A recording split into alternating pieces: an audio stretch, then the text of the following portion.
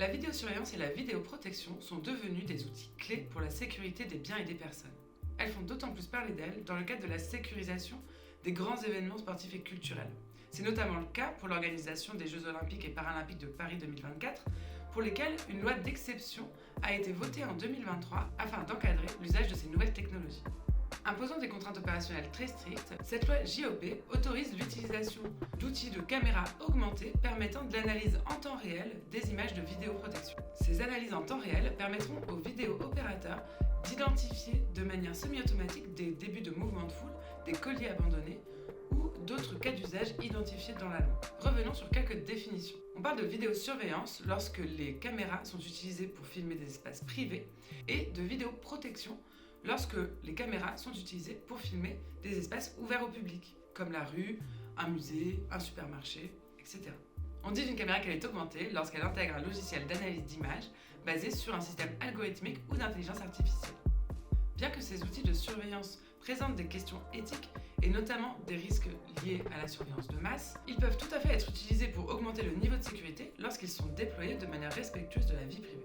Par exemple, les entreprises peuvent bien évidemment installer des systèmes de vidéosurveillance au sein de leurs locaux. Pour autant, ils ne peuvent pas filmer les salles de pause des salariés, les vestiaires, les locaux syndicaux ou encore bien évidemment les toilettes. A contrario, les collectivités qui filment la voie publique doivent, elles, flouter les parties privatives qui peuvent être visibles depuis leur dispositif vidéo. L'accès aux enregistrements de vidéosurveillance ou de vidéoprotection doit être limité au maximum. Dans le cadre de la vidéoprotection, les personnes habilitées à avoir accès aux images seront identifiées dans l'autorisation préfectorale.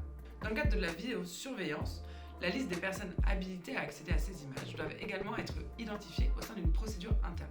Dans tous les cas, les forces de l'ordre pourront avoir accès aux images de vidéosurveillance ou de vidéoprotection sur réquisition judiciaire. Le RGPD impose que les dispositifs de vidéosurveillance ou de vidéoprotection respectent un certain nombre de règles, notamment l'obligation d'informer les personnes physiques qu'elles vont être filmées, le respect des droits des personnes et notamment le fait de pouvoir accéder aux images de vidéosurveillance, ou encore le devoir de vigilance vis-à-vis des prestataires. Pour démontrer que les dispositifs de vidéosurveillance ou de vidéoprotection sont bien conformes au RGPD, les organismes les mettant en place doivent réaliser des analyses d'impact sur la protection des données, une AIPD.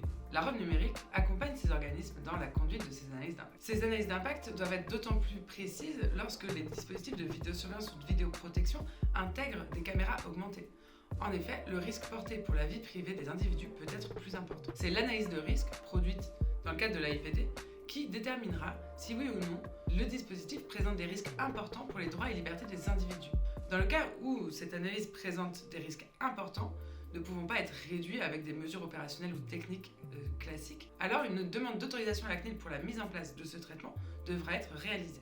L'usage d'outils d'analyse d'images en temps réel pour des dispositifs de vidéoprotection doivent respecter les champs d'application et les cas d'usage spécifiquement listés au sein de la loi d'exception JOP. L'utilisation d'outils d'analyse d'images a posteriori, elle, ne rentre pas dans le champ d'application de la loi JOP et doit donc faire l'objet d'une analyse d'impact très précise pour vérifier le niveau de risque porté par ce dispositif.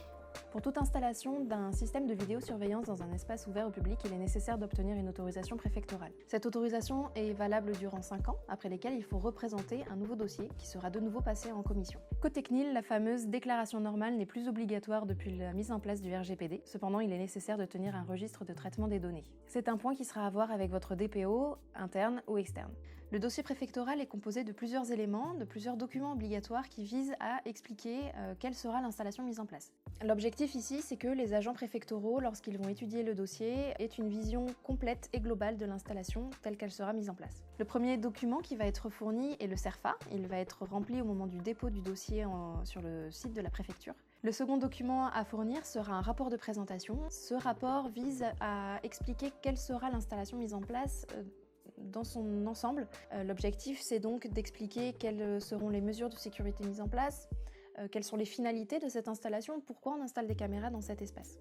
Ensuite, les autres documents obligatoires vont être le modèle de panonceau. Ici, il s'agit du document qui informe les visiteurs qu'ils vont être filmés, et donc le modèle fourni doit être celui qui sera apposé à l'entrée du bâtiment ou de la zone vidéo surveillée. Tout autre document nécessaire à la compréhension de l'installation peut être fourni. Ça peut être les prises de vue des caméras par exemple, ça peut être le listing des caméras, le plan d'implantation, le plan de masse, le plan de périmètre, etc. A noter qu'un nouveau document sera obligatoire dans les prochaines semaines ou prochains mois. Il s'agit de l'AIPD dont Justine vous a parlé juste avant.